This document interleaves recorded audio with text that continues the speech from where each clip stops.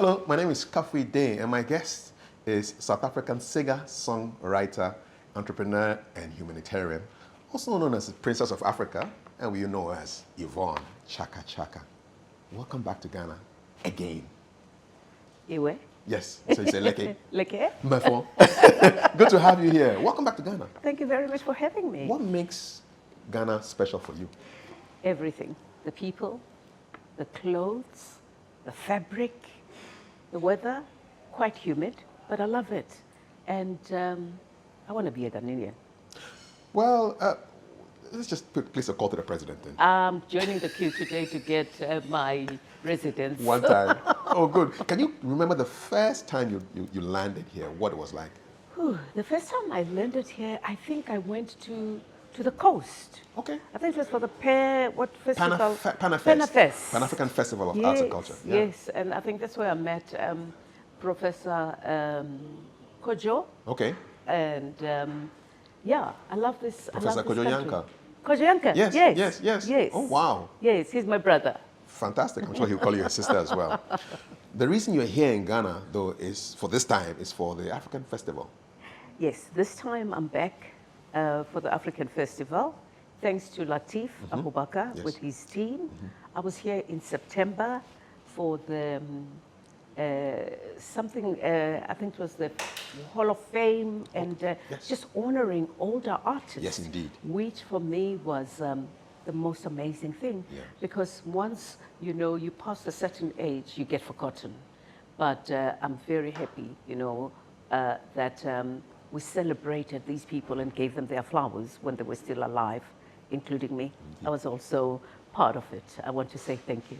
You felt, what were the kind of emotions that you were feeling when they called your name out and gave you this award? I really was humbled, I must say, because they could have chosen anybody else, but they decided to honor me with other great Ghanaian artists. So I think we sometimes take things for granted. I never take anything for granted.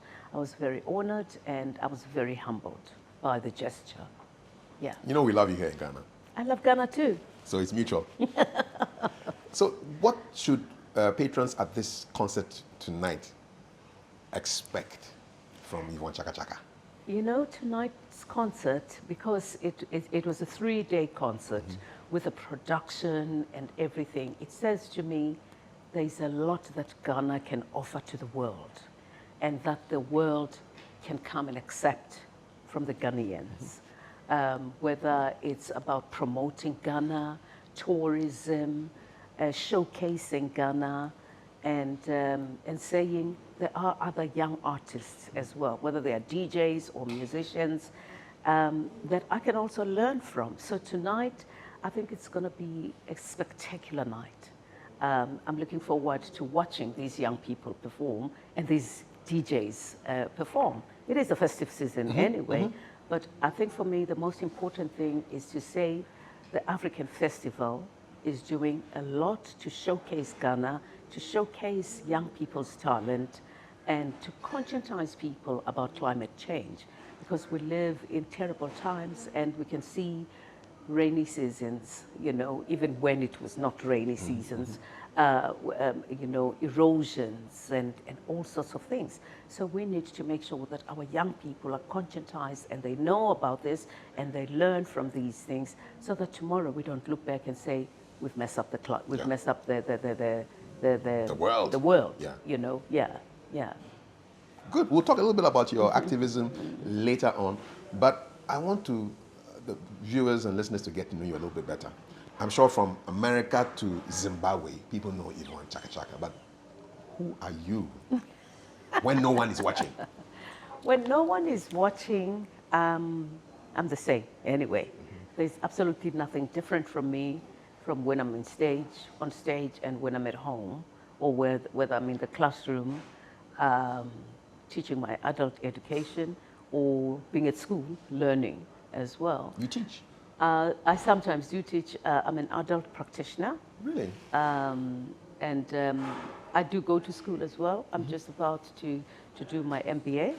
Nice. I've just finished my honors in management practices, because it's imperative that you understand they understand the depths of business and how to conduct business.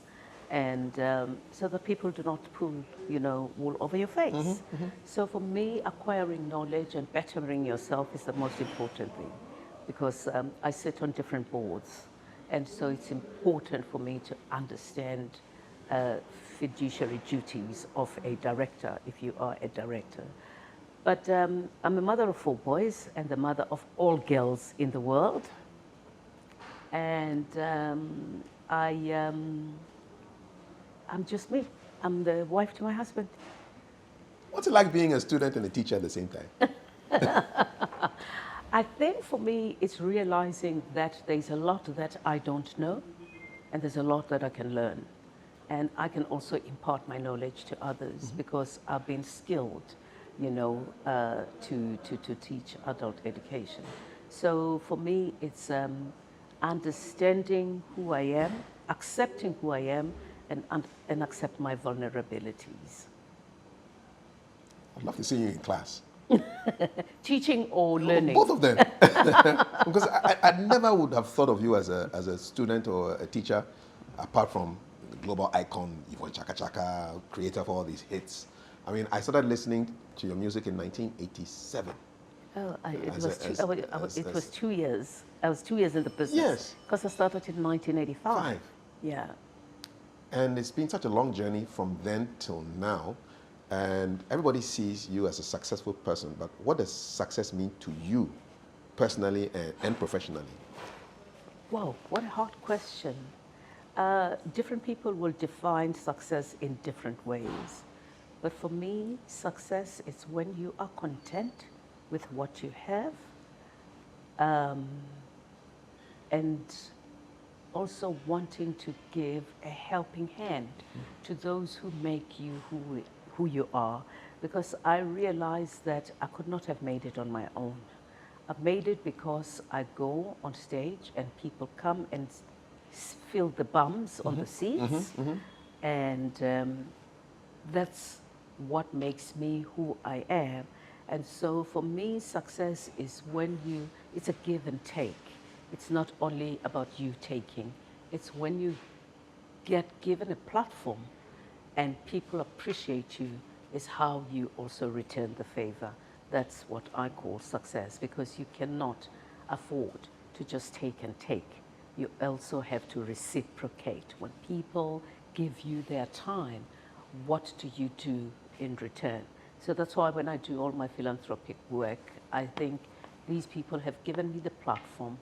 How do I help where I can without asking for anything? Yeah. You said something about being content.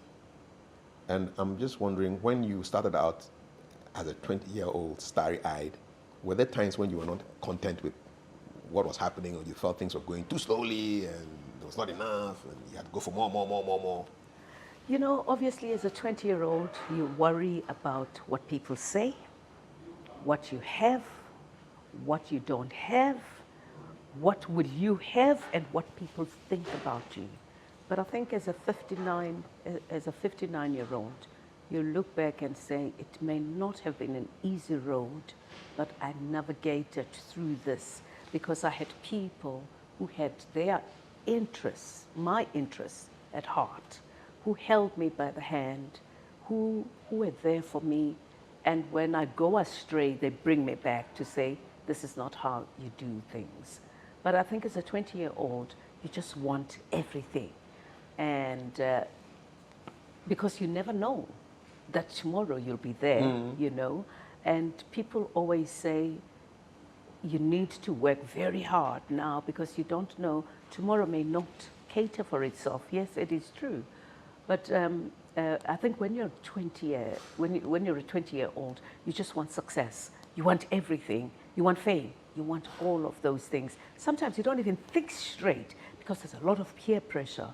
You know, you see others growing and you want to be there quick. You want quick fix, quick stuff. But I've been very, very lucky to work with people who guarded me and guided me, you know, through my journey. And I'm very grateful to those.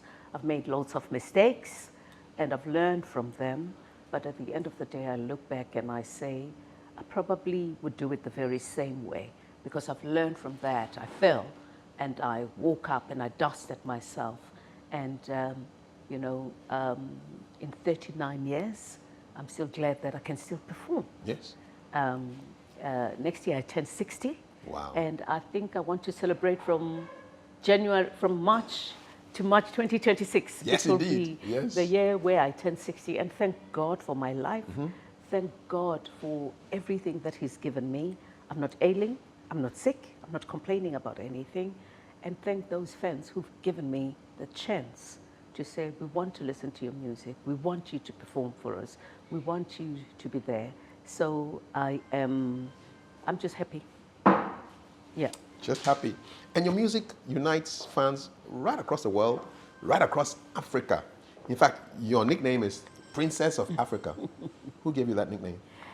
The name Princess of Africa was given to me by the people of Uganda. I want to say to them, I went to Uganda. Thank you very much, good people. Okay. Yeah. Which of the languages? It's Luganda. Luganda, yes. Yeah. Okay, great. So I traveled to Uganda in 1990 for the very first time. And there were people from Entebbe to Kampala, and they were standing there. And the promoter, I remember his name, it was Mike Mukula. He said to me, they're waiting for the Princess of Africa. And I said, I live in Soweto. We don't have kings and queens and princesses. And I was like taken aback and actually surprised. And when I came out of the plane, they were standing there with placards. We love you, Chaka Chaka. You are our princess. And that really humbled me. And it all started there. And it stuck. And it started there, and it got stuck with me. And I really appreciate that nickname. And I embrace it with all my heart and with all the love that comes with it and the pressure that comes with it. But for me, I've always wanted to know Africa better and appreciate Africa better, because I'm nothing else but a very proud African. Princess of Africa. If you could choose your parents, like the King of Africa and the Queen of Africa in terms of music, who would those royal parents be? Since you are the princess. Obviously, Miriam Makeba. She would be the queen. Absolutely. And I see the guy from Benin, I think he is. He passed on a couple of years ago, the one who sang, oh man, Manu Dibango. Manu Dibango from Cameroon. Absolutely. The bald head like Cameroon. Yeah, the sax. Cameroon. Manu Yes. Dibango. Yes. Those are great parents. Those are great musical parents to have. Manu Dibango. Yes. I mean, there's lots of them, you know. Osibisa. Oh, yes. You know. Yeah, so we've had lots of African musicians who paved the way for us. It is a very tough question to just choose the Queen and the King. Yes, indeed. But let's say a family. So that Brahu can also be part of the family. Absolutely, I was just about to say. You know, Brahu would be there. Baba Mao would be the uncle. Definitely, you he'll be know, an uncle. Would be the uncle. And I mean, there's just a lot, you know. Kojo Antwi. Kojo Antwi himself. Oh, yes. You know, the brother. Could be a brother. Could be a brother to you. It's a big royal family of just talented people. Exactly. I'm going to ask you a tough question. So if you could live anywhere else in Africa apart from your home, yes, where would you choose for a year? There'll be 2 countries. Okay, give me the 2 countries. There'll be 2 countries which I will have to shovel between. 6 months, 6 months. Yes, absolutely. It will have to be Ghana and Rwanda. Ghana and Rwanda. Rwanda is my first love. Okay, explain why. I love the people. I love the place. I love the cleanliness about Uganda, about Rwanda. It's a beautiful place. Yeah. I love the peace that is there. You know, I look back, and my very first trip to Rwanda, it was in 1995. And South Africa had its freedom in 1994. And whilst we're having our freedom and celebrating being part of South Africa, there was genocide in Rwanda. Yes. And so many people were displaced, killed. And you fast forward, the unity that is there, the oneness that is there, it makes me think there's a lot that we Africans can learn from that. and live together, you know, happily. So for me, it's the beauty of the country, the togetherness of the people, and the progress after all that, you know. So I would move from South Africa tomorrow morning and go and live in Rwanda. What's the secret sauce for them? What do you think is working? I wish I knew. I wish I knew, but it is the most beautiful country. And if I have to go and visit on vacation, I would come to Ghana. One time. So you're based in Rwanda and then you come and visit us here. Why not? No, it will be my home, remember? This will be my home. Exactly. That will be my home. So I would come here. I love the humidness. Okay. I love the fashion here. I mean, the clothing. I think you are the best fashion icons. I think Ghanaians, maybe and Nigerians, but I think Ghanaians really, you know. And the people are wonderful. I love the food here. Okay. And what have you tried? The other day I tried something with. I think Describe it was it. with. What kind of ingredients? I don't even know. Was it fufu? know. Was it fufu? Yeah, I know fufu, Yeah, okay, but okay. it was at a restaurant. Okay. It was, they said it was Ghanaian. I liked it. All right. I don't know what was it. Red beans? No, it wasn't beans. I don't know what it was. It wasn't rice? It was rice with... but the rice looked dark? No, it was white with some... Okay. I don't know. They said coconut milk or coconut milk. something Okay, like coconut that. rice. Yeah. Coconut milk rice. Really I nice. really loved it. Oh, good. We'll get some more for you. And I like the black soap. The shito is really nice. The black sauce. The black sauce. You loved it. Absolutely. You are definitely a Ghanaian. If you like that stuff, you're a Ghanaian. What do I say? Medasi. Medasi. Thank you so much. Let's take it back to the very beginning. How did you get your break in the industry, and who was believing you back then? It was very, I must say, my break was very funny. I think music found me. Okay. Because I intended going to the university to study. I wanted to be a chartered accountant. Really? My Why? mother wanted me to be a lawyer. Okay. So in South Africa during the 80s, you had to study Afrikaans if you wanted to go and study law. Okay. Because the articles were written in Afrikaans. Ooh. Yeah, So, apartheid. Yes. remember, Afrikaans was the oppressor's language. That's Exactly. what made our brothers fight to say we don't want to be taught in the oppressor's language. So I think I was just conditioned not to like the language because I believe it was the oppressor's language. So when I completed my high school, my mother wanted me to go to university. I came from I would say a very poor family, but I came from not a rich family. You grew up in at all. Soweto? I grew up in Soweto. I was born in Soweto. And my father had died when I was 11 years old. And what made me even upset was that when my father died, my mother's house was taken from him by the white regime because she was black and she was not married. She had no husband. But it wasn't her fault? It wasn't her fault, but that was just the regime, What? you know. So they confiscated the house from her. So where'd you live? So we were displaced. Yeah, we stayed with the madam where my mother worked in a small room with my two elder sisters. White madam's house? Yes. Wow. Yes, but at the back, you know, in a small room for the maid. So my two elder sisters, I come from a family of 3 girls, two elder sisters and myself. So we would sleep on the floor because the room is just fit for one person, you know, to live there. So when I completed my high school, my mother wanted me to go and study law. So she did not even have the money to take me to university. So she said, you need to go to town because you lived, you know, in Soweto. Because the madam, by the way, fought. After 3 years, the madam fought so hard that we get back the house. And we went back. So I have a lot of time for Pat. She was, in fact, even today when she calls my children, say, your white mom on the phone. You know, she's still alive. God bless her. God do bless her. And she is blessed, really, you know, because her husband hated us.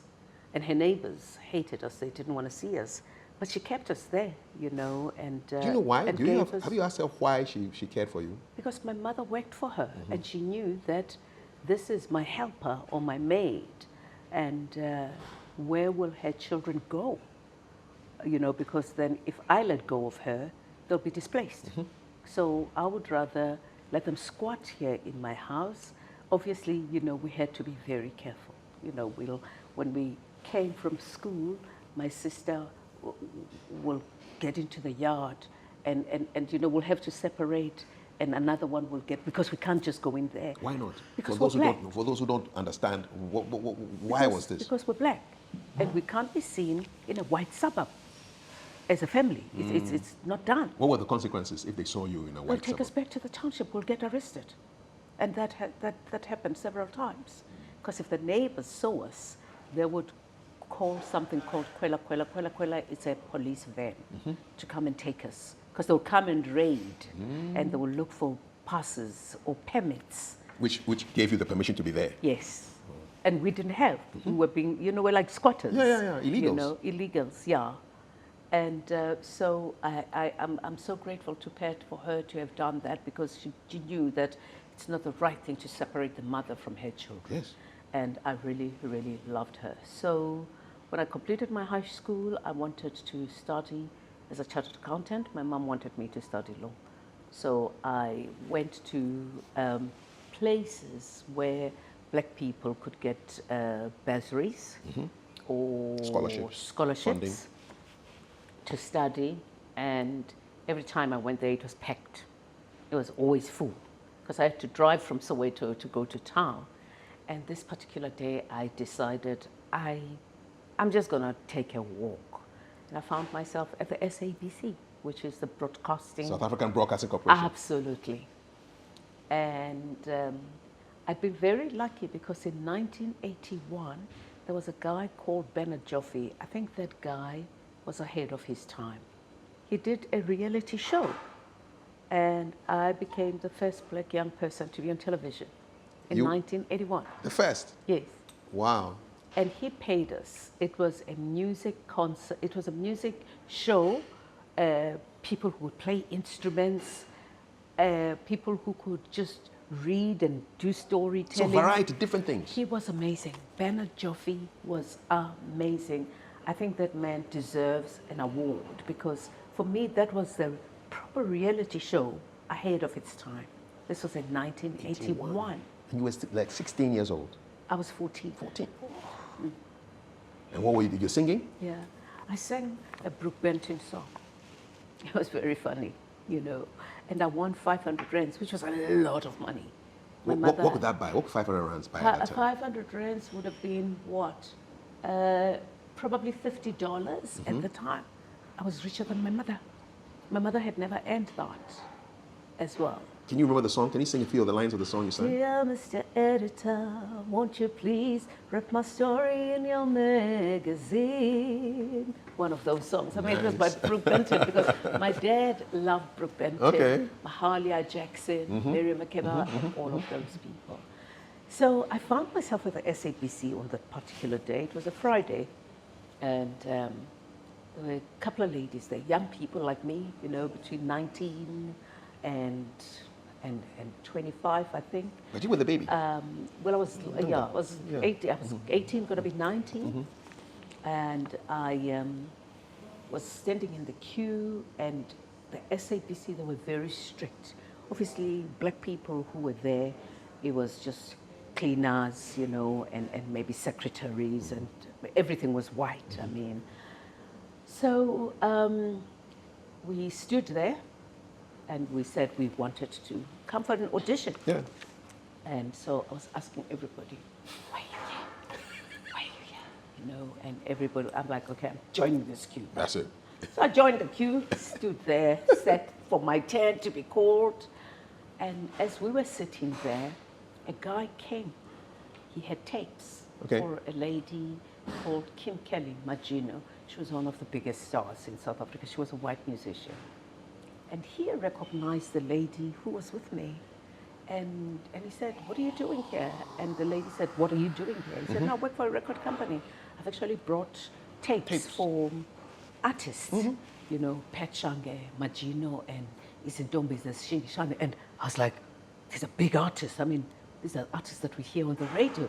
So this guy works with these people. I mean, you see them like this, you know, so I'm like, oh, man, this guy's a big deal, man. Opportunity. Yeah, I'm not even thinking about opportunity. I'm just starstruck seeing him saying, I work with these people. Yeah. So he invites her to come with. She invites me to come with. And I'm thinking, do I want to go with these people? I don't know them. I'm meeting them here. But anyway, You went. I'm going. So we went. We got to the place and I'm looking on the wall. Wow, I see all these gold discs. Yeah. I'm like, this is a real place. Yeah, it's real. You know, I'm thinking, are these artists going to come here? Am I going to see them? Anyway, so we're sitting at the reception and I'm looking at all these gold discs like, this is a record company. It's real. You know, it's a real deal. So the guy goes to wherever in the offices. I assume that's what happened, told his boss, you know, his boss. I've got two ladies at the reception. I know the other one, don't mind the other one. I don't know her, she just tagged in, you know, and yeah, that's me.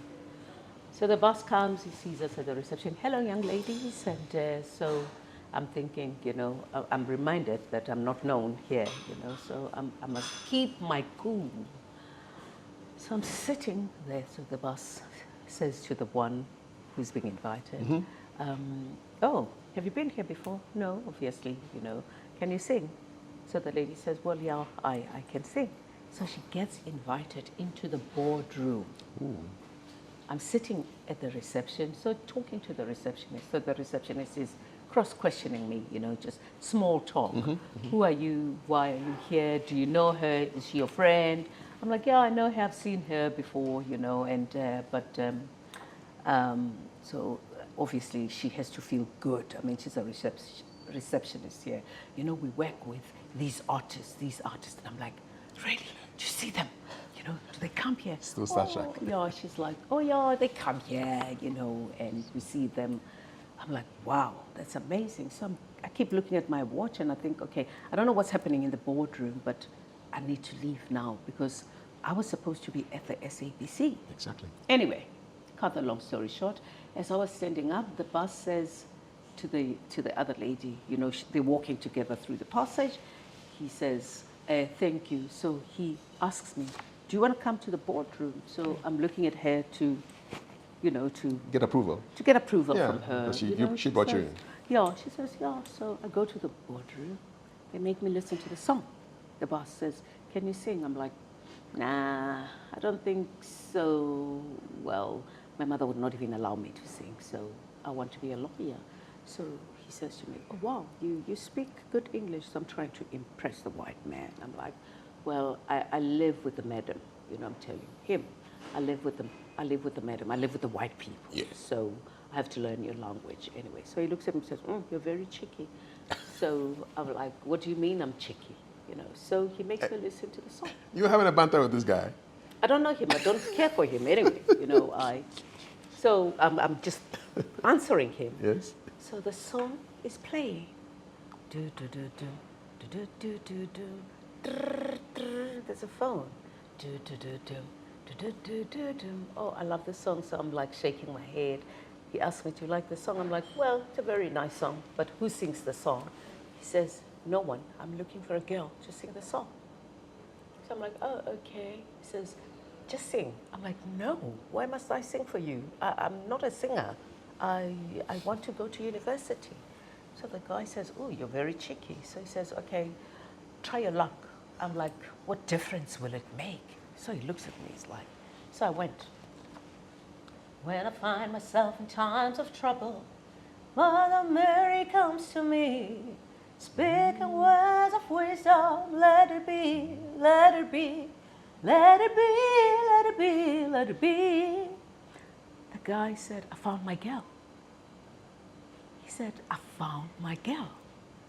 And so I looked at him and he came, he opened the doors and he called everybody, please come, I found my girl.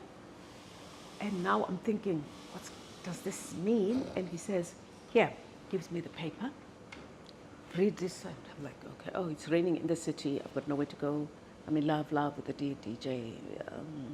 And he gives me the paper, he gives me the tape, he gives me money. He says, come back on Monday. It was a Friday. So I'm excited. I'm scared. I don't know what am I going to say now, because now the lady at the reception brought me here. So I stand up, a bit shaky, not knowing what to do. Walks out and I'm like, did he give you the money? She looks at me, she's like, what money? I said, did he give you the tape? He says, what tape? I said, like this one. He says, no. I said, did he give you this paper with the words? She says, no. I said, okay, bye. I'll see you on Monday. So she holds me. I'm like, hey, I live in Soweto, Don't try that. Don't try that to me. Don't leave me. And he says, what is this? I said, he gave me the money. He says, but he didn't give me the money. So we start fighting there. I'm like, don't you dare do this to me. I didn't ask him for it. He gave it to me. Exactly. And he told me to come back on Monday. Yes. And he said, but he didn't tell me to come back. I said, I don't know, go and ask him. And so she pulls me and I'm like, don't try it. I'm gonna mess you up. So we stand at the reception outside. Now we're negotiating, But why did he give you? I said, I don't know, go and ask him. I mean, we're scared of white people, really. We can't. I'm like, don't do this, It's anyway, I'll see you on Monday. He says, no, they didn't ask me to come. I said, but I'm sure you can come. And so we go downstairs, we go out. She's upset with me. She keeps pulling me. And I'm like, do I want to come back on Monday? At least I've just held, I had a big jackpot here. I've got 20 rands, which is a lot of money. I've got this tape, I'm just going to throw it away. This paper, I've got this money. This white man's not going to see me again. So I go home. And I get home, Saturday, Sunday. Monday, I think, do I go back? Maybe not. But something said, go back. So I went back on a Monday, and I got introduced to one of the biggest producers in South Africa, Artie van Wyk. And one of the best sound engineers was Rick Wolf. I got introduced to them, and Phil Holly said, I think we found our girl. And they put the song there. I'd never been in the studio before. I'm like, looking, there's a desk, there's lots of buttons. Glass, there's lots of buttons. I'm like, what's going to happen here? And the song keeps playing, because I've been playing it over the weekend. Yeah. And I don't know now where to sing. I don't know where's the verse, I don't know where's the chorus, and so the music's playing. So Artie van Wyk says, okay, you're gonna have to sing. There's the mic, and I'm like, me. And that's how I was found. What was the song? I'm in love with the DJ. That was my debut album. That's what my debut single. Sing it for me. I'm in love, love, love with a DJ. Yes, I'm in love. Oh, yes, I am. That was the song. How long did it take to record that debut album? Well, it was maxi singles at the time. It was maxis. So a maxi is one track this side, and that side, because it was those records, yes, the small ones. So the other one had a remix with a guy called Danny Bridgens, where he goes, this is the stone. I'm not just a pretty face. I'm coming there at your place, baby. The voice is going to give you something like that. I want to put some dip in your hip and some glide in your strap. And and I mean, they said to me, okay, go home. So I kept on singing, and they were mixing, and they were doing everything. And I went home. After a week, I was called back, and they said, we finished mixing and editing, come and listen. And I was like, is that me singing there? And that was it. Mommy didn't know what was going on? No. I kept on going to town to say I'm looking for scholarship. And she had no idea. Describe how you felt when you heard your voice coming through the radio for the first time. In fact, not even coming from the radio, just listening to the song there at the time. When it was mixed and everything. Mixed and everything, and I thought, is it me there? Is it really me? Obviously, they put some effects, they've cleaned the music, everything, and I thought, these white people, they're just messing me up, I mean, really.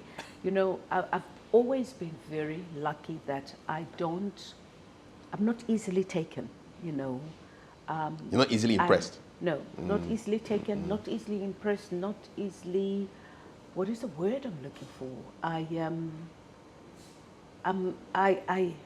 I until everything happens to me, I'm like, I'm okay with Let's see everything. what happens. Yeah, I'm not easily, you can't, I don't want to say bribed, but He can't bowl you over easily. maybe, yeah, you know, I listened and I thought, okay, it's there, and now they're telling me it's going to go on the radio, and I'm thinking, radio here, okay, we've got black radio stations, but how, why, I mean, how will that happen, you know? So the guy says, no, we're definitely going to do that. But before that, the interesting story that I didn't tell, he'd done everything. He says, now we need to change your name. I said, no ways, my mother would kill me. So my name, I was born Yvonne Ntombizodwa Machaka. Machaka. Machaka. And now the white man says, we need to do proper marketing. I see you're a very smart young girl, you know, and you're educated. I said, no, I'm not educated. I only have high school. I still need to go to university. And I will, by the way, sir, you know, and he looks at me, he's like, after all this, you're going to go to university? I said, yes, I need to. But what is all this? I mean, is there longevity in this? And my mother won't allow this. Anyway, he says, okay, Chaka Chaka, Chaka, Chaka Chaka. So he kept on changing my surname. And he called these other people, he said, these are marketing experts, and I had no idea what that is. I didn't know, and I'm looking at these people, I'm thinking, they're mad. You know, he says, we need to market you, you know, to the wider community. I'm thinking, what does that mean? I mean, I had no idea what he was talking about. And he says, okay, Yvonne Machaka, Yvonne Chaka, Yvonne Chaka Chaka, Yvonne. So he kept on. Permutations. So I said to him, I don't understand what you're trying to do, but I'm not going to allow any of that. He says, leave everything to me. When everything is done, you'll be excited and happy. I said, nothing's going to excite me because my mother will not allow that. I have to go back to school, and you can't all of a sudden just change my name. He says, no, people like Madonna, Elton John have changed their names. I said, but I'm none of those. So you can't do that. And You generally did not see yourself as a music star? No, never, never. And so he comes and he says, okay, we think you're going to be Yvonne Chaka Chaka. How do you like that? I'm like, I don't like it. I don't know, what is that? I'm Yvonne Machaka. He says, no, but in the music industry, you know, in the entertainment industry. I said, but I'm none of those. I'm not in that industry. So, but anyway, we then agreed, we did everything, and I was 19. I could not even sign my own contract. Now, the cat has to be let out of the bag. My mother had to be told. What was the age for which you can sign a contract? 21. 21. Ah, so now mommy has to know. Now it's bad news. Now the white man tells me, I paid so much money for the recording. I paid money for marketing. I've paid money for this. I'm like, sir, it's none of my business. I didn't ask you to do that. I'm doing none of that. He says, but we have to sign the contract. And I can't sign the contract now. I'm 19. So I'm underage. At least he was honest to tell you that. He really was. Yeah. So now we had to find an artist who was a big artist there to go and sweet talk my mother. Ah. Oh, my mother could have killed me. She was so angry. Who did they find? My mother was so upset. Yes. Who was the artist they found to go and It was sweet Pet talk? Shange. Pet Shange was one of the biggest artists in South Mommy Africa. knew him? We knew him. Okay. And my mother was very excited to see this guy coming home, and so he's coming to talk to my mother. My mother was like, what? My child, a musician? Never, never. And now I'm calling my sisters, I'm trying to switch off, and my sisters are like, you are a damn liar. You are a liar. You kept on telling us that you were going there to look for a scholarship, and where's the contract for this? Now there's a contract for music. Yvonne, why, how did you do this? And I'm like, no, you know, every time I went there, it was full, and every time I go there, they cut off, you know, the lines, they cut them off because they had to have a certain number of people that they give. And so I'm explaining to them that it's true. I did go to the place, it was called the Race Relations. Mm-hmm. And my sisters, you know, they put sense into my mother's head, and she signed that contract under duress. So mommy signed it? She signed it because the guy came with $10,000. Well, 10,000 rands, which was a lot of money. I mean, it was in cash. So there was money all over the floor in the house. And my sisters were like, Mom, we can't let go of this. I mean, really, I mean, we can't. We need to take this money. I mean, you know, my mother was like, no ways. What could that money have bought at that time? A lot. 10,000 rand. A house, Could have bought a a house. car. Oh, we were rich. I mean, it was a lot of money. But my mother was like not happy, not taken at all. She was not impressed. That's the word I'm looking for. She was just not impressed. It took her a couple of days to think about it. You took after your mother, not easily impressed. I would think so. I really think so. And it took a couple of days for my mother to say, I will sign, but you have to promise that you will go to university and get a degree, because this whole thing of music, acting, it's not a career. And people were not respected. You know, if you're a musician or an actress, or you were never taken serious, it's like you were playing. You know, you had to be a doctor, a nurse, a teacher, a lawyer, you know, a secretary. You know, now that's serious business. You are an educated person when you had such, you know. But yeah, things have changed. The whole creative industry has taken a turn, and yeah, thanks to those people who fought for us when it was not easy and gave it the dignity that it deserves. So mommy signed, She did. and you became an artist. And I became an artist. What was that like, being a singer in the apartheid era, as a black singer? What was that like? It was a bit difficult because obviously we lived in the townships. So we had to go to town. So there were very few recreational centers, you know, like big, beautiful halls for us to perform. I mean, we had small halls where you could go and hold meetings. We've had people like Gibson Kente, who did a lot of arts, you know. Obviously talking about apartheid, conscientizing us about what was happening in the country and things like that. So you'd go to that hall to go and watch that. But you know, like a music concert where there's guitars and things, it was, I'd never seen any of those, you know. Obviously you had to go to town where there are all those amenities. So when it finally happened to me, it was like, okay, is it gonna happen, you know? But we performed in stadiums. Stadiums? Big stadiums. Wow. We performed in big stadiums where obviously a big stage and the music things would be erected, because obviously there are no beautiful halls where our people could just sit and listen and watch, whether it was a play or an orchestra. I mean, we had no clue about any of those So things. you standing in the stadium and listen to the music? Yeah. We'd go to the stadium and watch and listen to other artists, Sipho Sticks Mabuse, Ray Peary, Brenda Fassie, Yes. who had been there long before me. I mean, she was an inspiration to every black girl in South Africa, because music in South Africa, it was more male dominated.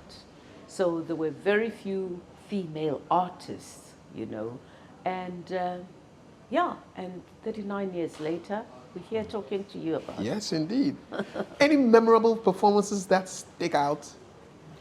Oh, there are lots. There are lots. Really, I remember my very first show. I think one of them. I'm not sure if it was the first. I can't even remember. In Lesotho, it was so packed, and I saw all the people, and I ran off stage. My manager at that time, Joe, said, "The people are going to kill us. You go back there." Yeah, because they paid money, right? Because they paid money, and I went, and I'm like, wow, so many people. I went. You took off. I took off, and she said, "Come back." He was standing there. He said, "Come back," and I'm like, and the band kept on playing, and the band was like, Where is the singer? "What is this one doing?" Because I came in and I saw people. I'm like, "What?"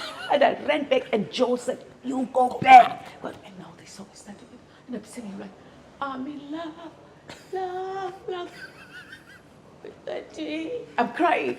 DJ. I had no clue. I had no. You were scared by the people, yeah. the number of people? Yeah. Yeah. Wow. Did you ever get violent? Did you ever fight backstage, or No. crazy fans coming after you and you have to? Yeah. Well, yes. Yes. Well, yes. Tell me one crazy story. I mean, I remember in Botswana, I stayed for a very long time not going to Botswana. I remember it was myself, William Tetwa, Chico, and a couple of artists. So we performed in Botswana, and we didn't realize that these people don't want to sleep. So we thought the show starts at 7 and it ends at 11, because that's what we used to in South Africa. Exactly. Now these people said, no, you're not going. You're going to have to sing the whole night. And we thought the show is done at 11. They said, we're not going anywhere. They just started. They came backstage to come and hit us, to bring us back to the stage. And we went back. You know, I have so much respect for this guy, William Tetwa. He loves the stage, and he had so much energy. And he went back, and he started the show again. And I'm like, I'm not going back. They said, Yvonne, we have to. Otherwise, they're going to beat us up. So, yeah, there's things like that to the event. I'm just thinking about back to the moment where you just took off from the stage. That must have been very overwhelming, right? Seeing so many people. Oh, yeah. And then... Yeah, it was really overwhelming. I mean, I sang, I think my slot must have been 15, 30 minutes at the time. So you sang other people's songs, yes. because I only had 2 songs at the time. You know, I'm in love with the DJ. And yeah, I think I had about 4 songs at the time. And you think, like, what are you going to sing? So you had to augment with other people's music, yeah, covers. You know, covers. And but people just loved it, and they came in droves. I mean, it was packed. It was packed. You have a signature sound. I mean, where does it come from? The way you sing your songs and then the stories behind some of these songs. Is that the secret to the longevity? Well, you know, I must say that I had the people that I worked with, people like Artie van Wyk, Rick Wolf, Phil Hollis, Chico Twala, Herbert Kulu. Once I thought, it looks like this is okay. There's life in this whole singing thing. Because even myself, I didn't think there was longevity really in this thing. I then started saying to them, can I sing about things that make me either sad or happy, or that I want the people to know about? You know, songs like, who's that man calling me stranger in my land, my mama land? Songs like, I cry for freedom. I mean, at that time, obviously, you know, gender-based violence, it's not a new thing. This has been there for a very long time, particularly in the black townships, you know, where fathers would be hitting mothers, you know, uncles, you know, just beating young girls and things like that. Sons will be watching and learning. And so you looked at those things and you say to yourself, how do I turn these into something that will entertain people? People should be educated and be entertained as well. So you wanted to sing about things that are happening in your community, in your society. And so they gave me that latitude to say, you can do that. Okay, so you did that. So I sang those songs, like, you know, for me, I Cry for Freedom, obviously, it was like a woman wanting her liberty, you know, to be what I want to be and do what I want to do. I need my independence more than I need you. Obviously, it was a sort of a freedom song. I cry for freedom. Yes. But obviously I had to find ways so that the white government shouldn't ask me, what bloody freedom are you crying for? Exactly. You know. Because this is deep apartheid time. Absolutely. So we had to be smart to beat the system.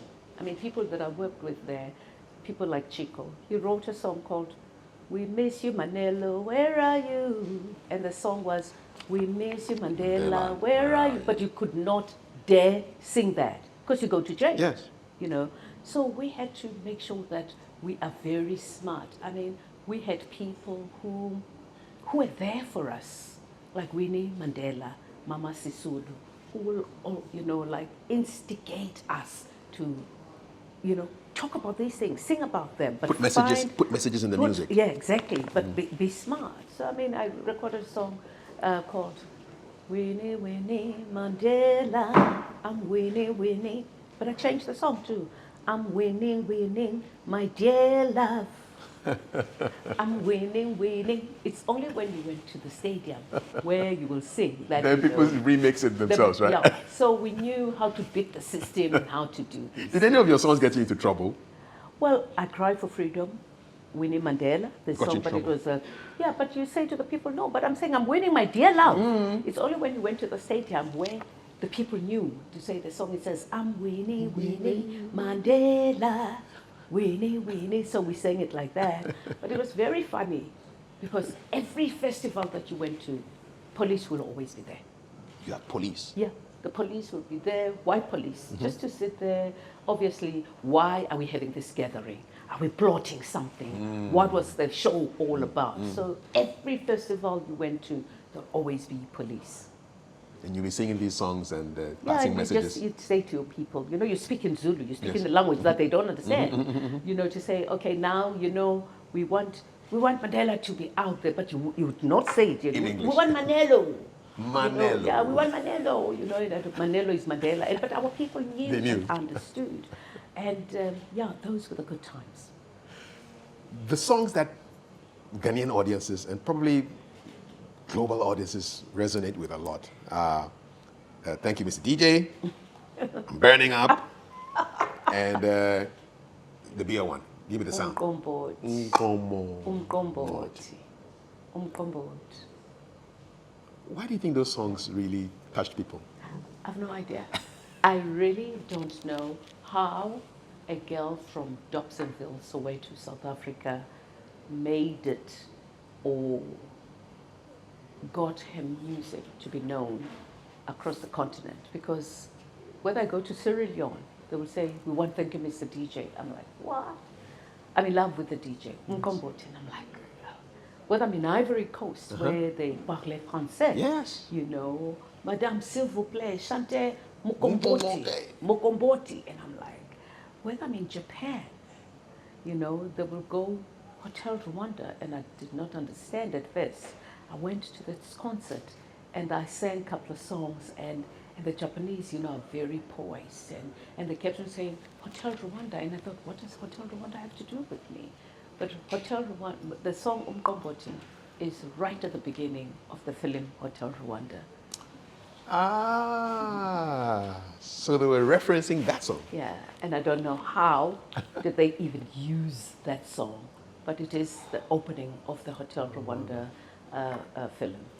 What is that song? That song is about, what's it about? It's very funny because I'm sure in Ghana you interpret the song completely differently. Yes. Same as in Uganda, in Kenya, and in Tanzania. Because it depends on how it sounds in their languages, exactly. our languages. And it's so funny because it's all about an African beer. I remember going to Tanzania, they were saying to me, they say, Mama Sameru, yes. Mukombo, something like that. It's like somebody with white eyes, you are the savior. Oh, wow. Yeah, so I'm like, oh, really? Is this how you understood the song? Do you know the Ghana one? But no. Have they told you? No.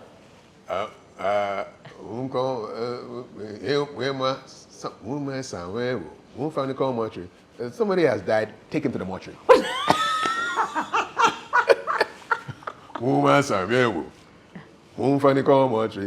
He's died. Really? Take him to the mortuary. Oh my Lord. So let the people know right now what the song is about. It's about beer. I'm telling you, and so I went to one country, I think it was in Tanzania or Uganda, or I can't remember, but they were saying to me, why do you sing about the savior and you sing about African beer? And I'm What's like, the connection? There's no what's the connection? I said, but there's no savior here. It's where Madlamini. Madlamini, it's somebody's name. Okay. May I ask, what's your mom's name? She's Nuku. Nuku, but her surname? Her name is Anidoho. Anido. Yes. So in our language, we'll call her Ma Anido. Oh, okay. Yeah? Ma Anido. Okay. So, Ma Dlamini. It's a surname. Dlamini. Ma Dlamini. Okay. It's a woman's name. Woman, yes. Woman's, Yes. And Uphi Umqombothi. Where's the beer? That's it. That's it. Where Ma Dlamini? Uphi Umqombothi. You see, Umqombothi is that kind of the beer that's brewed. So when there's funerals, when there's weddings, when there's gatherings in families, social events, communities, social events, people drink Umqombothi. That's it. It's brewed, and it's made by women and men. What's the ingredient? What is it? Corn? Umqombothi, gosh, I don't even drink. Millet. But you sang about it, though. But they put all sorts of things. I think they put something King Kong. What do they get? It's to brew it. Okay, all right. So and it brews. does it get very strong? It gets strong. I don't even drink alcohol. But it can kick you. Oh yes. Oh yeah. No. I mean, you can be an alcoholic when you drink umkomboti, but you know umkomboti, we drink it in social events, Yes. and you put it in a calabash, and this calabash you shake and you drink. You give it to somebody to drink. It says we are Yes. one. Yeah, we are one. We are one. We are one. You know, it shows the close knit family and togetherness. Yeah. You know, so for me to sing that song, it was like, yes, you know, you could be at a funeral, at a wedding, at any social event or whatever. Umkomboti must be there. One time. There's no party without umkomboti. That's it. No. So now we know. Now you know. So it's not about Savior in white eyes or somebody no going to the whiteout, mortuary. or the savior, or somebody going to the mortuary. No, umkomboti. Matlamin, umkomboti. What would happen if you performed at a concert and you did not sing Nkomoti? What would happen? In 39 years, I still wish to know what would happen if I just gone and without singing umkomboti. I promise you, even when I do corporate gigs, which I like, business gigs, or with the UN, and you know, I will want to sing songs like, "This is from me to you, all we have to do." They're okay with them, but I have to sing I'm in love with the DJ, and I'm like, or I have to sing I'm burning up, my heart's on fire, and I'm like, oh, I mean, please. I mean, I sang those songs when I was 19, 20. Who was the DJ, by the way? There was no DJ. Everybody asks, you know, and I always tell them there was no DJ, there was a doctor. And there's still a doctor. There's still a doctor after 35 years. Yes, indeed. But yeah, I think every DJ thought I was in love with them. But for me, it was like, these are the people who make the music happen. You know, DJs are, nobody's ever thanked them. No. You know, so I think the people that I worked with were very, very smart. You know, they were very artistic, they were very, very, very smart, very creative, if I may say. So they knew exactly what makes what popular, what kind of music gets popular. So whilst the music was being done, and you know, for me, I wanted to sing songs that would conscientize people, but they said it's okay to do that, but also you want people to be entertained, because you're not doing the music for yourself. Indeed, it's for you're the people. doing it for the people. Do you write? Do you play an instrument? I can't play not even an instrument. But your voice is your instrument. My kids play, Yeah. you know, and yeah, I think maybe there are other people with even better voices than me. But I always say, when God says something is happening, Because no one can say no. you were unwilling, really. I mean, if I think of the story, you didn't really want to be there. No, not at all. What happened to the lawyer dream? It fell through because I must say, I tried to study law. I failed Afrikaans 3 times with 3 different universities. I failed mercantile law, because I had to do that. I failed Afrikaans 3 times. I failed mercantile law. I failed history 1, because you had to do history when you did that. I only passed English. And I said to my mother, I'm burning up. I'm burning up. Your heart's on fire. My heart's on fire. I'm burning up. And she let me be, you know. But I'm quite grateful because I continued with my studies, because I knew that acquiring knowledge was something that was going to take me to where I wanted to go to. I didn't know, or I wasn't even sure that the creative industry has longevity. You could be there for a very long time, or you could even make a living out of it. But I'm grateful today that, you know, I'm in a crockery business, I'm in hair business. I work with different people. You know, my business partners, Jenny, Lisa, and David. I sit on different boards as well, and working as a Goodwill Ambassador for UNICEF and for rollback malaria, and sit on the board. And, you know, being a Goodwill Ambassador for NEPAD as well. For me, it says I am grateful for the opportunity given to me, and I take nothing for granted. And it all started from the music just created this massive platform for you to do good and to just explore different parts of yourself. I mean, if you look back to 1985 all the way through to the 21st century, talk to us about the evolution of the industry. You've seen it. Oh, totally. I mean, the industry has changed. I think it has changed for the good, really. I mean, when I started, we had people that we revered and looked up to. You know, people like Mary Makeba, Manu Dibango, as I'm saying, Kaifa Semenya, Hugh Masekela. And we thought, these guys are it, you know? And it was very funny because music from overseas was there, but we preferred South African music. It was very funny because we, in South Africa at that time, very little of African music, you know, was played or exposed. So we were not exposed to all of that kind of music. It's only when I started traveling that I understood and knew about your Osibisa, Kujantwi, Manu Dibango, okay, Salif Kate, Angelique Kidjo, and all those other artists, Cesaria Vora. And so I had to travel outside South Africa to be able to know that music, appreciate it and understand it. And because it was during apartheid, obviously, most of the TV, it was white music, because black TV only started in 1981 in South Africa, and it was just cartoons. And, just cartoons? Yeah, it was just cartoons between 6 and 8 o'clock in the evening. What kind of cartoons do you remember? There was one called Heidi, Heidi. I don't even know what was Heidi talking about. I mean, it was just cartoons and very... White cartoons or black cartoons? The TV were black and white. Oh, okay. So you wouldn't even know. Exactly. You wouldn't even know. And so, obviously, nobody even advertised on that TV. And then things changed. Then there were soapies started there, and then news bulletins, and then things changed. And music then grew, because then we had big artists like Brenda Fassie, Kaifa Semenya, Sipho Mabuse, and other artists, and things were building up.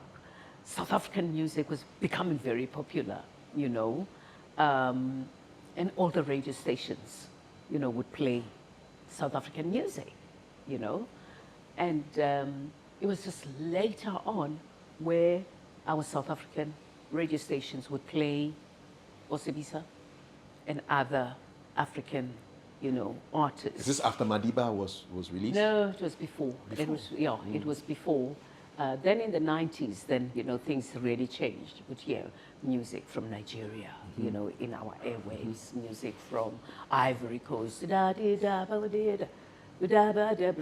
one, Wangele. Yes, Wangele. System. Oh, yes, I mean, that was a very big song, even today. Premier Gaou. Premier Gaou. I don't even know what that song talks about. But First of something. I just don't know what the Gaou is. Okay. Yeah, so Premier Gaou was a big hit. Oh, yes. Oh, it was a big hit. I mean, it was a big hit. Songs like Angelique Kidjo. Yes. Agolo. Yeah, We don't even know. Agolo. Exactly. Yes. We don't know what she's saying. Beautiful song. You know? Yes. We don't know. We didn't understand what she was saying, but the song became big. Yeah. I mean, Salificator, okay, Africa, yeah. Yes. You know, so you can hear there's Africa there, Yes. but we did not understand what the music was saying. But you were loving it. But we're loving the music, and every club was playing it, and other artists were performing those songs. Yes. You know, yeah. So it shows what music can do to people. It brings us together, it unites us, and I think it gives us hope as well. Who are the young artists that are inspiring you today?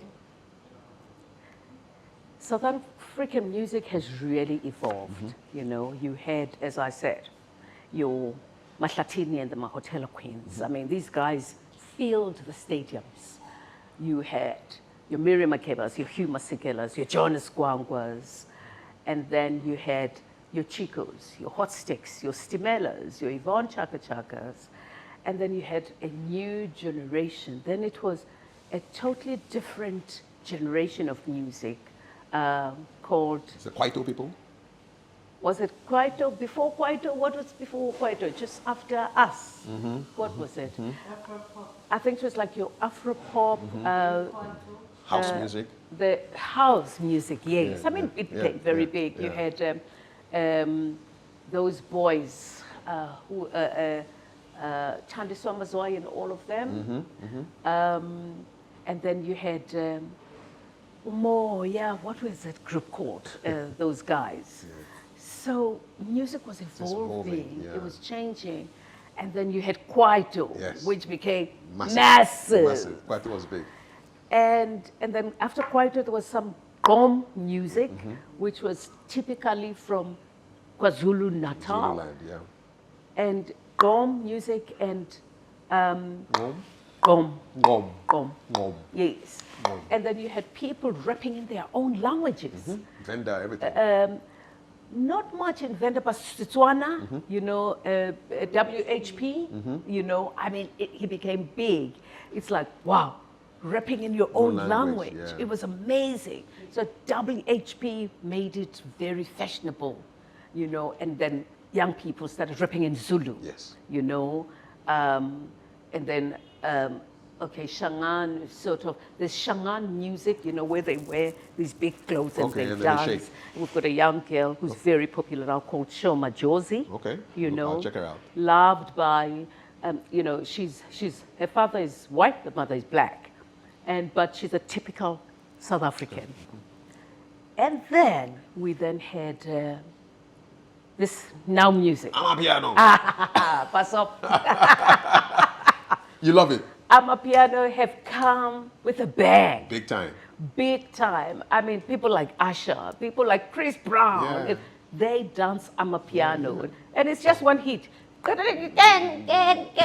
I'm telling you, they make people dance. It's popular in Ghana too. We have our big artists, Stonebwoy, Sarko, they're all jumping on the Amapiano. Ready? So, yeah. That's So amazing. it's a For big thing. me, it's just so good that we can unite through music. I mean, Nigerian music became very big in South Africa. I mean, one of my favorite artists is that Asa girl. Ah, I love her. Asha. Yes, Asha? yes, yes, Yes. yes.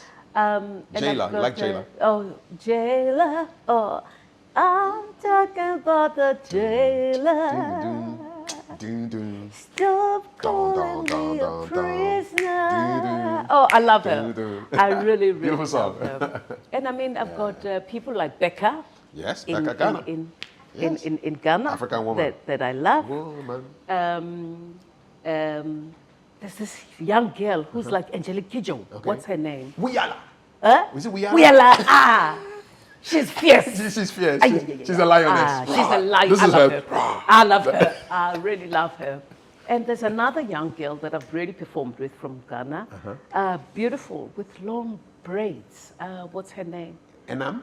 Blonde braids? No, Not she's blonde. got long braids. Long braids. Beautiful, beautiful young Do you lady. remember one of just a hook of one of her songs? Young, what's her? Oh gosh. It's a young artist, right? Yeah, she's a young artist. She's And so I think there's just a lot of young artists that are really coming up, Yep. you know.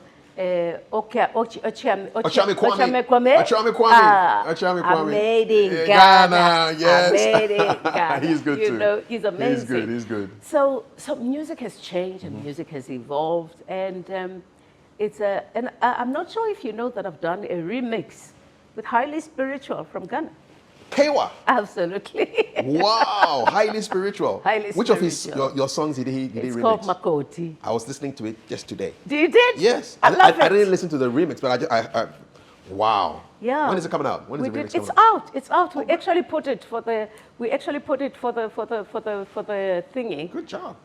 For the The for festival. the Grammys. Oh, for the Grammys. Unfortunately, Oh. we didn't make it. Well, we can go again. You know, so We can go and but we put it there, and I mean, he's amazing.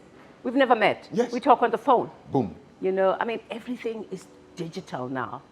So music has changed, but I'm so happy that South Africa has made its mark. Yes. And everybody is jumping on the bandwagon of Amapiano. It just shows. There was one artist who won a Grammy, and I think he came from South Africa last year, and it was just big excitement all around the system. little girl. Yeah. Tyler. Da, da, da, Tyler.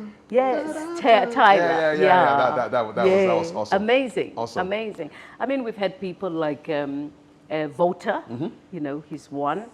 Zakes? Zakes Bantwini. Okay. You know, and the DJ, and Nomgebo Jerusalem, which became Jerusalem. the That was a huge song. 2020 2020 was massive. Amazing. It was a massive song. Amazing. Massive you know, song. with the DJ. Who's the DJ?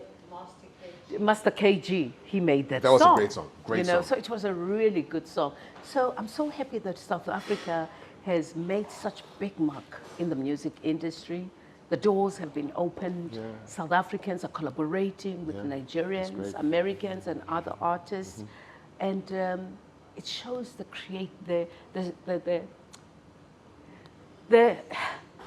how big is the creative industry, and how can it do for the world? More collaborations. Putting together people and showcasing different cultures. That's it. And you've released over 20 something albums.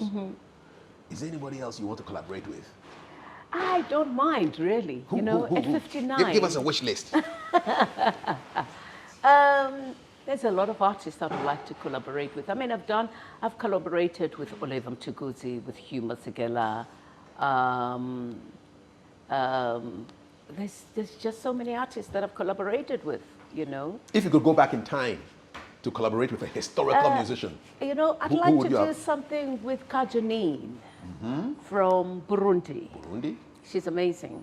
I mean, I've worked with people like Yusundu. I've done collaboration with Yusu. I've worked with Angelique Kidjo. Nice.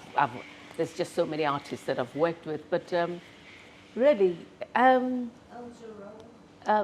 performed with Al Jarreau in Rome. You know, Roof Garden. So it's been an amazing journey, and met so many people. And I've hosted Michael Jackson several times. You know, Michael Jackson. Really? What was it like meeting him for the first time? He was very shy. I mean, you had to like dig deep into Michael to talk to him. But an amazing person, really, he is. A wonderful person. I think Michael Jackson was the most talented person on earth. He was just something else. Yeah, totally. The singing, the dancing, everything. The songwriting. Yeah.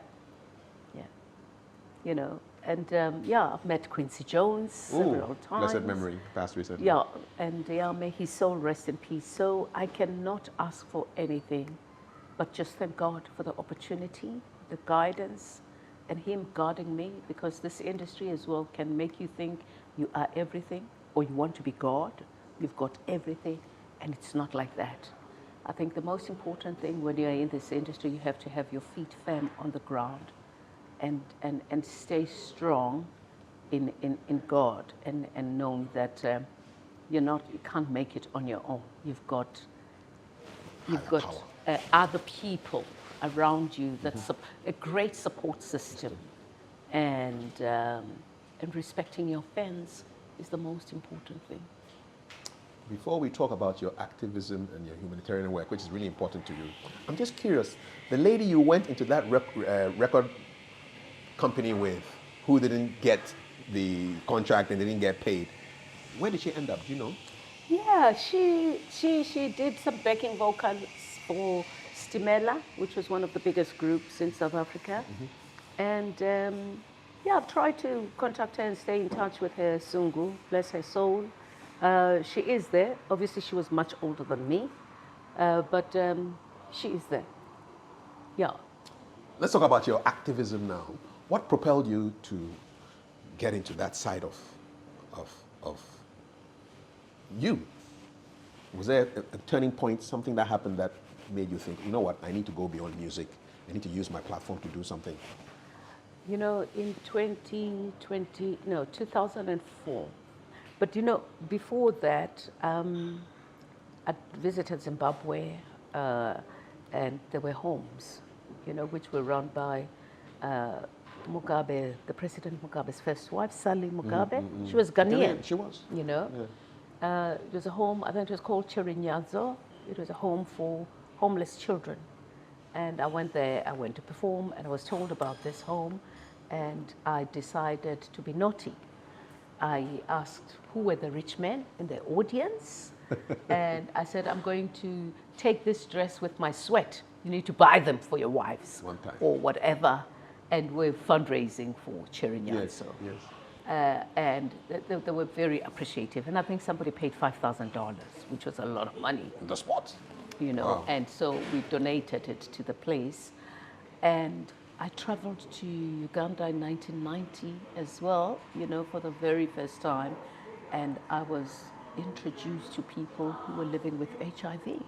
I mean, we've heard that there was HIV, and you would be scared. You wouldn't drink, you know, in any cup because you were scared. We were told, you know, it's for gay people. It comes from monkeys. We did not know what it was. All we knew is that our brothers and sisters were dying in doves, you know, and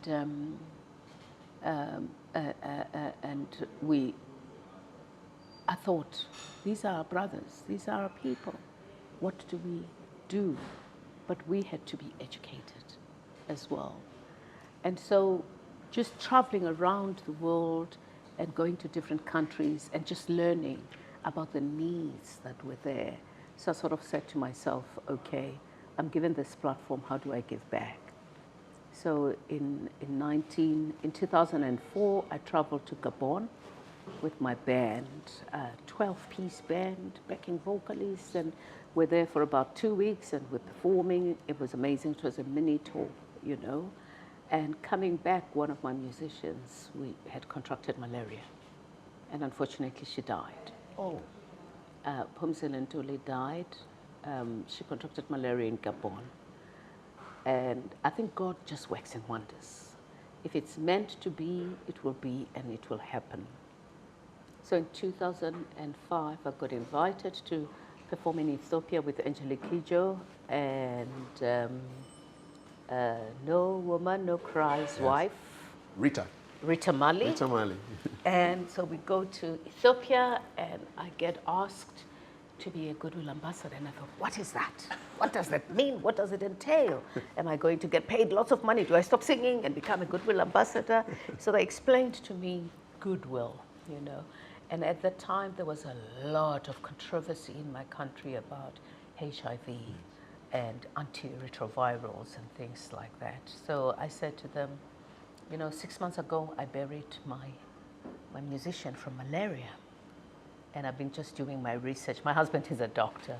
And my husband was like, Yvonne, you're going to go mad. You're not a medical student. Just stick to what you know. Because I was just doing research and I was reading.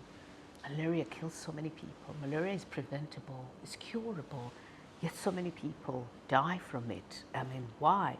So I just put myself in that. I wanted to learn more about it because it had killed one of my musicians. And I thought, it's not fair. No. It's not right. Even me, I knew very little about malaria. So I thought, let me educate myself about malaria and understand and know it.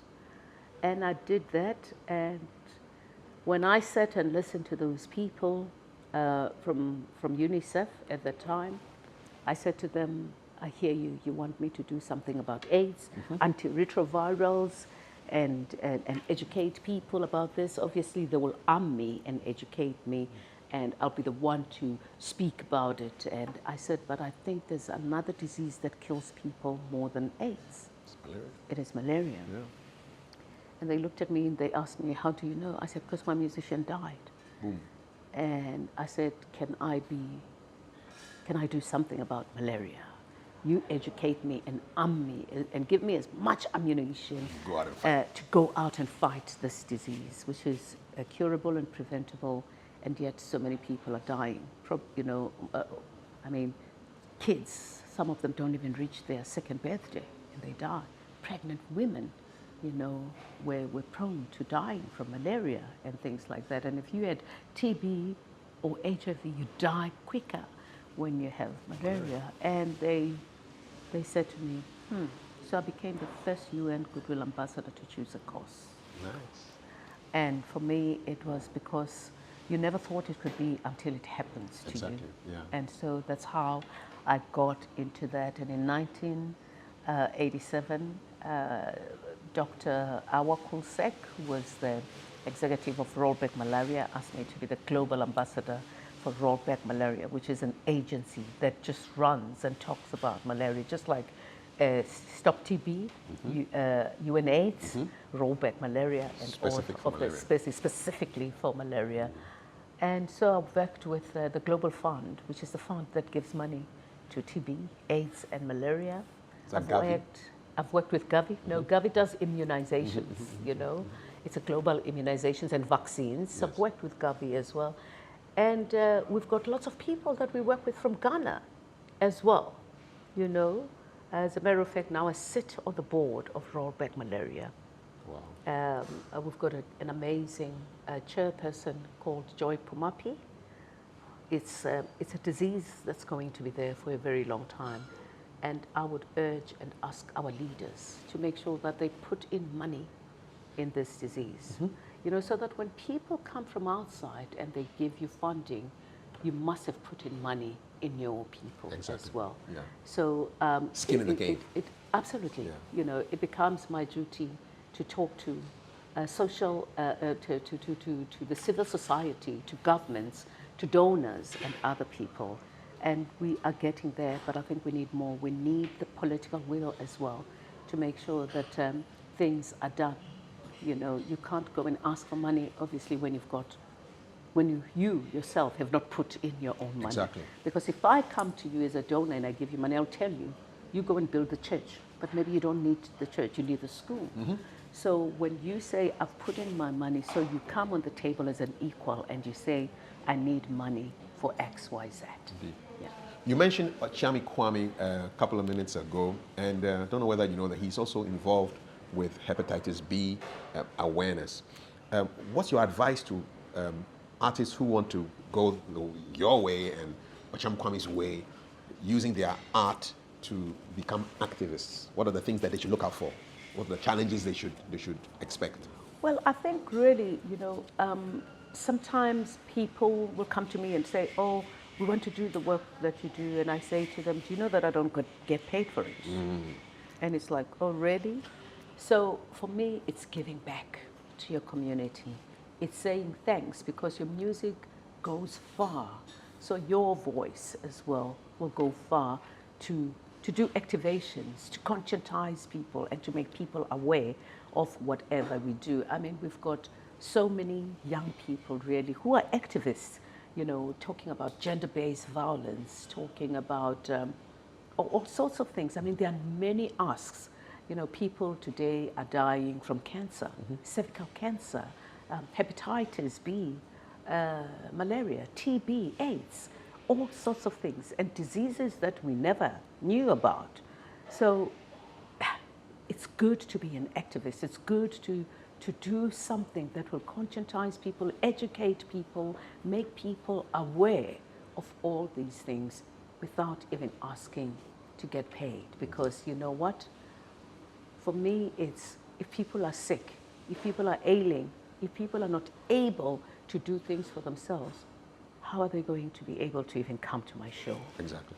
You know, so these are the things that I put when I do all these things.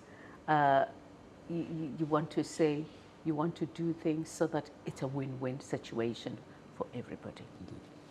Let's take this home now by unveiling the real Yvonne. I mean, so like after a long day at work, studio, performing or travel, how do you unwind? Can I tell you? Tell me. I sleep. Finish. I love my sleep so much that if I have to choose between eating and sleeping, I'll sleep. My manager knows. And I'm so grateful that I work with people who understand me, who love me, who respect me and respect my choices. And we're like one big family. I've known Jenny for more than 30 years. 30? Yes. Wow. You know, she knows all my children. So they call her Auntie Jen. That's it. I've worked with Lisa, who's partners with Jenny and David, and all the people that I work with. I keep relations because I think being honest and being honorable and keeping relations makes you a better place. So when that final curtain closes down, I know that I have to go back to my family. All the glitz and glamour is all finished, and I become the mother to my children, grandmother to my children, a wife to my husband, and I cook for my husband. I clean my own house. What is he like? What kind of food is he like? He eats anything that I cook. He has no choice. That's a wise man. Be an omnivore, eat everything. He has no choice because I'm the only female in the house. I've got four boys. 4 boys. And their father and myself. So they eat anything that I cook. What are the ages of the boys? 43, 40, 33, and 30. It's quite a big army there. It is. Indeed. It really is. And I'm so blessed that I've traveled with my kids when they were young, because I wanted to bond with them. Because when my kids were born, obviously I was in this industry. Mm-hmm. And so I traveled with them, and I breastfed my kids until they were 2, all of them. Nice. So I wanted to bond with them, and I wanted them to know the kind of work that Mommy was doing. But my kids know the kind of work that I do, and they fly with their own wings. They don't fly with my wings. They are their own persons, and that should be that. And they know that I'm just a mother to them, and nothing else. What do they call you at home? Vonnie. Vonnie. What does Vonnie mean? Yvonne. Okay. Oh, Vonnie. Just okay. like Jenny, That's she calls me Vonnie, you know. Nice. So that's my nickname. My mother's always called me Vonnie. Okay. And it's either mom when I'm angry. Yeah, of course. Otherwise, it's Vonnie, Finish. you know, and that's it. So I am a very strict mother. I know that, you know, you cannot bring up your children with a remote control. I know it's not easy to be a parent, because you can teach your children to respect, to be honorable, to be graceful, to be compassionate, to pray, but they can do anything that they want. True. But I really say I try. They're not my children. They come through me, as you know, they're God's children. But He chose me to mother them and to parent them. So I try by all means. I'm not perfect. I'm a human being. I make mistakes. I do all the wrong things that people do, but not deliberately. But for me, I look at another person. It doesn't matter who they are. And I want to give them the respect that they deserve, because we're all made out of the image of God. I'm sure they love you being their mother. I don't know. I'll have to find one. Maybe I should probably go and interview some of them and find out. Do you have a hidden talent or skill that we don't know about, that nobody knows about, but you want to reveal to us today? I don't know. No, not really. Maybe not. I really don't know. I love dancing. I used to be a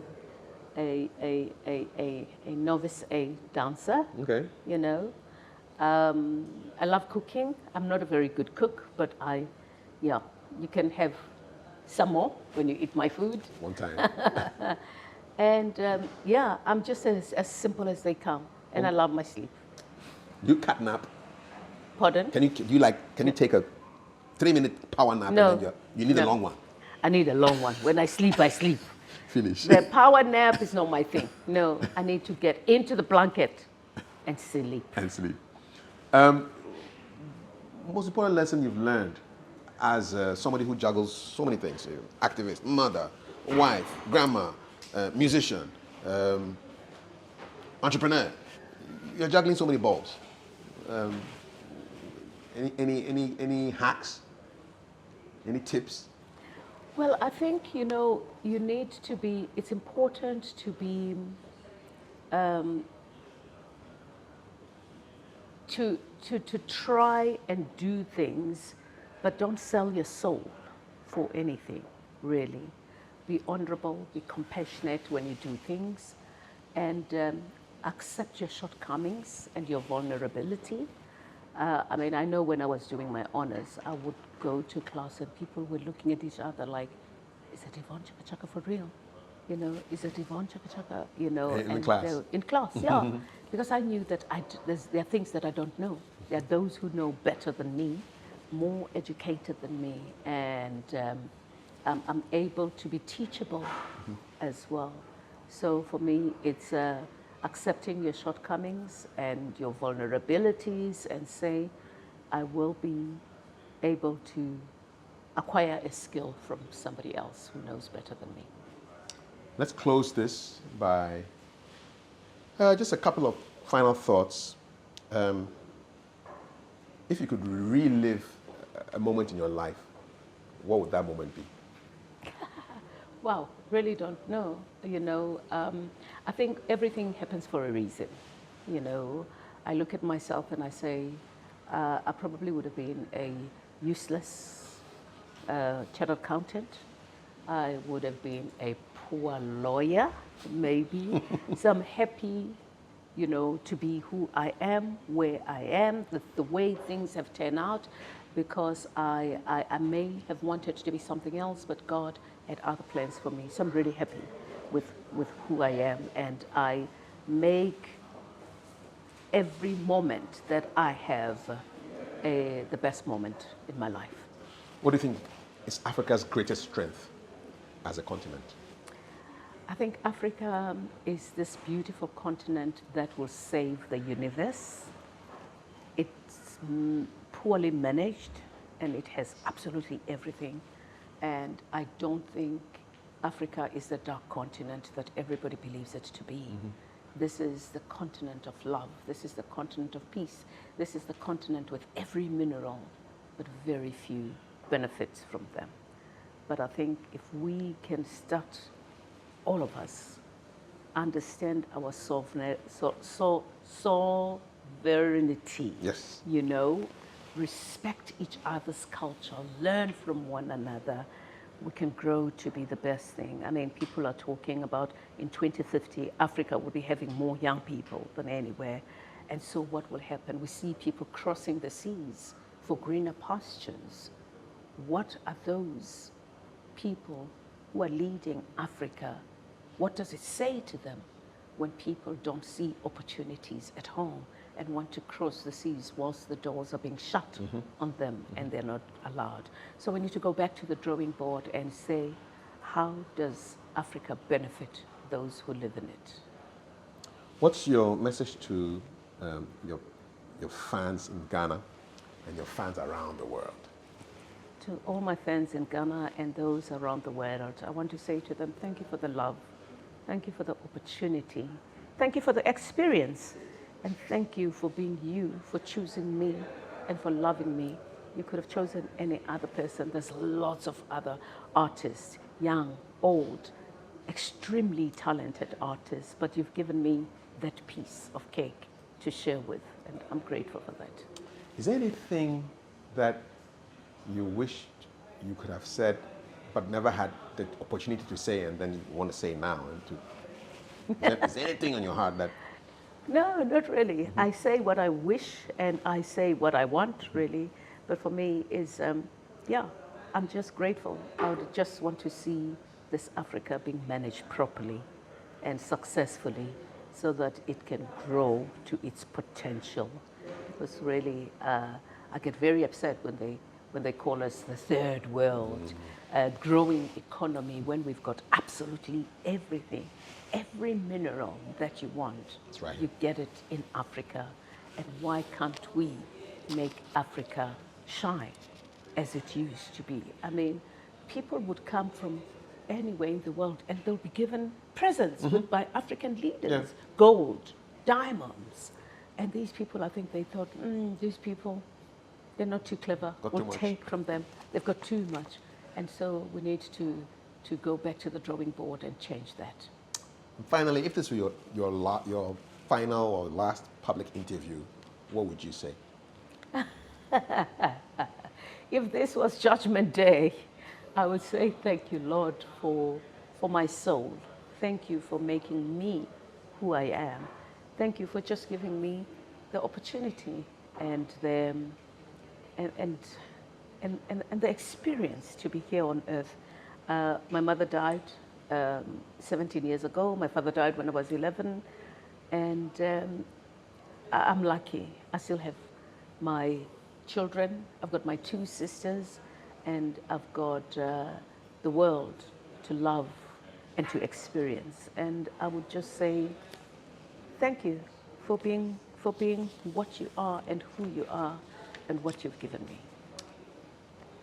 Thank you very much. From that 20-year-old who came from Dobsonville, Soweto in South Africa to the whole world, Yvonne Chaka Chaka. Thank you. And God bless. Medase. Mr. Medasi. Thank you. Thank you.